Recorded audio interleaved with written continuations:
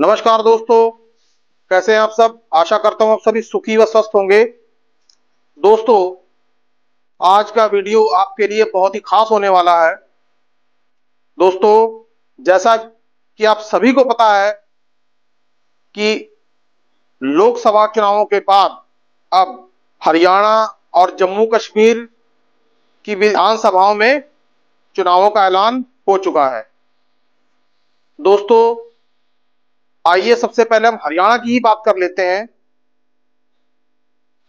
दोस्तों, विनेश फोगाट के साथ क्या हुआ ये तो आप सभी जानते ही हैं कि महज 100 ग्राम वजन ज्यादा होने की वजह से उन्हें डिस्क्वालीफाई कर दिया।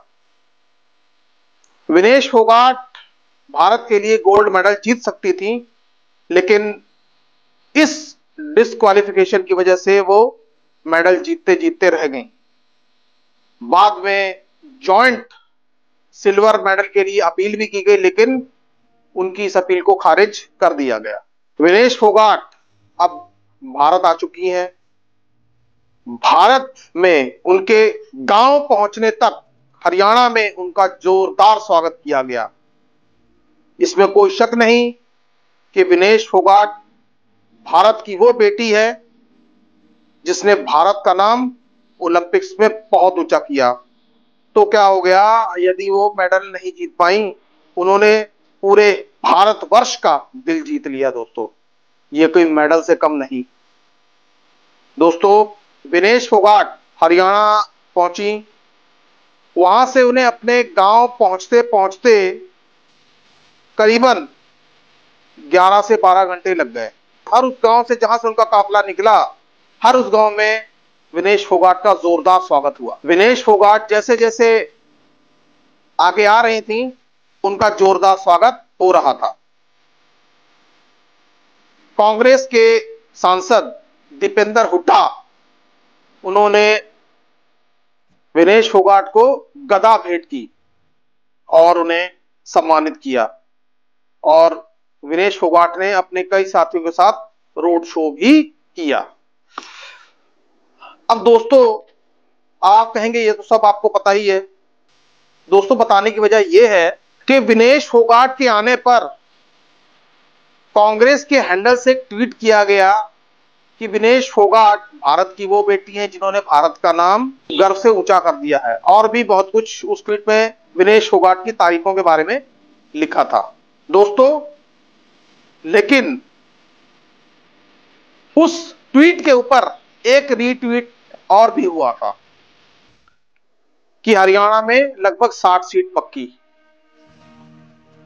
दोस्तों, ये कितनी अजीब बात है कि विनेश फोगाट के भारत आने पर राजनीति हो रही है। विनेश फोगाट अपने गांव पहुंची, उन्होंने उसके बाद अपने गांव वालों से क्या कहा, आप भी जरा सुनिए। बहुत भाग्यशाली मानती हूँ कि मैंने ऐसे गांव में ऐसी जगह पे जन्म लिया है कि उसका मैं मान सम्मान, उसका मैं कर्ज अदा करने में अपना कहीं ना कहीं अपनी भूमिका निभा पाई हूँ। तो मैं इस धरती की, इस गांव की, आप लोगों की हमेशा कर्जदार रहूंगी और आपके मान सम्मान की लड़ाई के लिए हमेशा सबसे आगे मैं अपना कदम रखूंगी। विनेश फोगाट के मुताबिक वो अपने गांव वालों के लिए जिस तरीके से भी बन पड़े उस तरीके से गांव वालों के लिए कुछ अच्छा करना चाहती हैं। दोस्तों, अब वो कैसे करना चाहती हैं तो विनेश फोगाट ही जानती हैं। अब सियासी गलियारों में से राजनीति से जोड़कर देखा जा रहा है। कुछ लोग ये कह रहे हैं कि विनेश फोगाट कांग्रेस में जाएंगी, कुछ लोग ये कह रहे हैं कि विनेश फोगाट इस पार्टी में जाएंगी या उस पार्टी में जाएंगी। अरे भाई, विनेश फोगाट किसी भी पार्टी में जाएं, ये उनका निजी मामला है। वो चाहे तो कुश्ती जारी रख सकती हैं, वो चाहे किसी पार्टी में जाएं। क्या कभी पहलवान या कभी खिलाड़ी किसी राजनीतिक पार्टी में नहीं गए? लेकिन जिस तरीके से कांग्रेस ने विनेश फोगाट का पूरे हरियाणा में जोरदार स्वागत किया, बीजेपी को इस चीज से पूरी तरह मिर्ची लग गई है।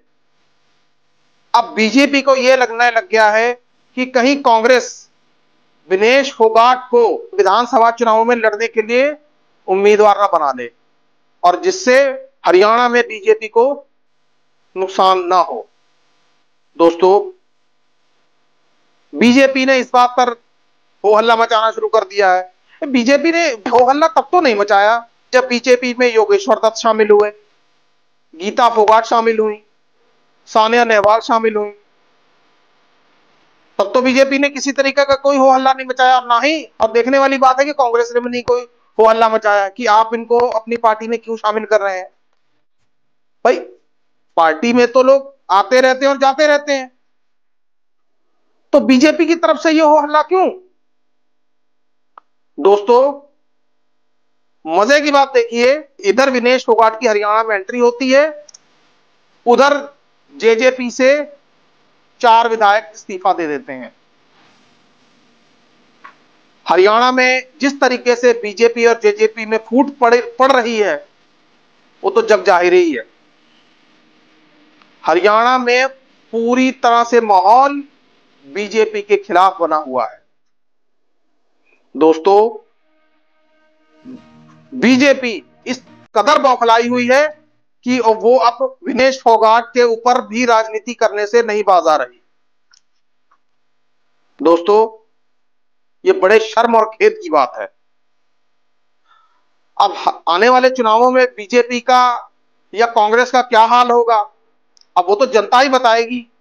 लेकिन सच्चाई तो यही है कि हरियाणा के चुनावों में जिस तरीके से सर्वे निकलकर सामने आ रहे हैं, उसमें बीजेपी की हालत बहुत ही ज्यादा खराब है और कांग्रेस इस चुनाव में बढ़त लेती हुई दिखाई दे रही है। दोस्तों, रहा सवाल विनेश फोगाट का कि विनेश फोगाट पॉलिटिक्स में एंटर करेंगी या नहीं करेंगी, यह फैसला विनेश फोगाट का ही होगा। दोस्तों, इन सब बातों से एक बात तो साफ हो जाती है कि देश में राहुल गांधी का फैक्टर पूरी तरीके से काम कर रहा है। राहुल गांधी फैक्टर इतना ज्यादा प्रभावी है कि कल तक जो लोग कांग्रेस के एंटी रहा करते थे, आज वही कांग्रेस के खेमे में आने को तैयार हैं। दोस्तों, कमोबेश यही हाल महाराष्ट्र की राजनीति में भी है।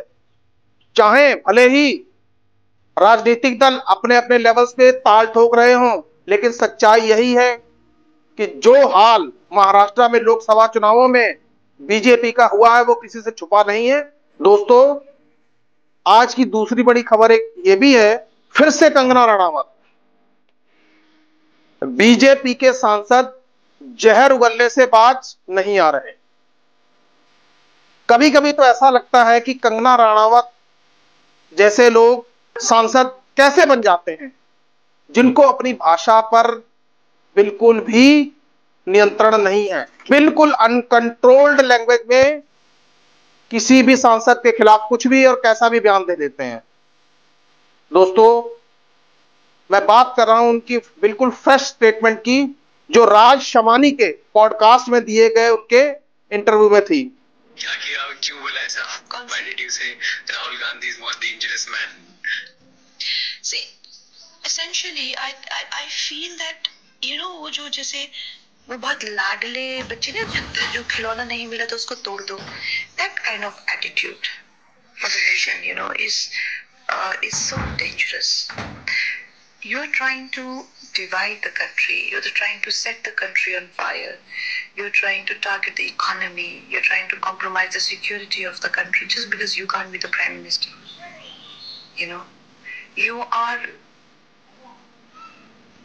You are joining forces with the enemies of the country and trying to destabilize the nation just because. जब उनसे ये पूछा गया कि राहुल गांधी आपको खतरनाक क्यों लगते हैं, कंगना रणावत जी का वही घिसा पिटा बयान, राहुल गांधी खतरनाक है, वो एक छोटे बच्चे की तरह है, जिन्हें वो खिलौना नहीं मिलता वो उस खिलौने को तोड़ देते हैं। इस इंटरव्यू में राहुल गांधी को खतरनाक और अराजक भी कह रही हैं। दोस्तों, जब आप चुनाव में उसका कुछ नहीं बिगाड़ सके, तो आप इस तरीके के भद्दे बयान दे देकर जनता में लीडर ऑफ ऑपोजिशन की छवि खराब करना चाहते हैं। कभी कोई उनके ऊपर विदेशी नागरिक होने का केस लगा देता है, कभी कोई उनके ऊपर खटाखट वाले बयान का केस लगा देता है, कोई कुछ कह देता है, कभी कोई कुछ कह देता है, कभी कोई उनकी जाति से सवाल उठा देता है। दोस्तों, मैं ये पूछना चाहता हूं आप सभी लोगों से कि ये सब क्या है? क्या भाजपा इतनी ज्यादा बौखला चुकी है कि अब भाजपा को कुछ सूझ ही नहीं रहा? और कंगना रनावत जैसे नेता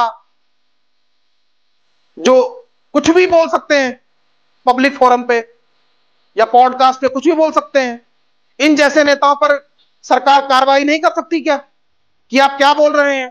मैं कंगना रनावत जी से यह पूछना चाहता हूं कि आप अभिनेता भी हैं और बीजेपी सांसद भी हैं, भाषा के ऊपर कुछ तो मर्यादा रखिए। आप सांसद हैं, आप वहां पे बैठी हैं जहां पर देश के कानून बनाए जाते हैं।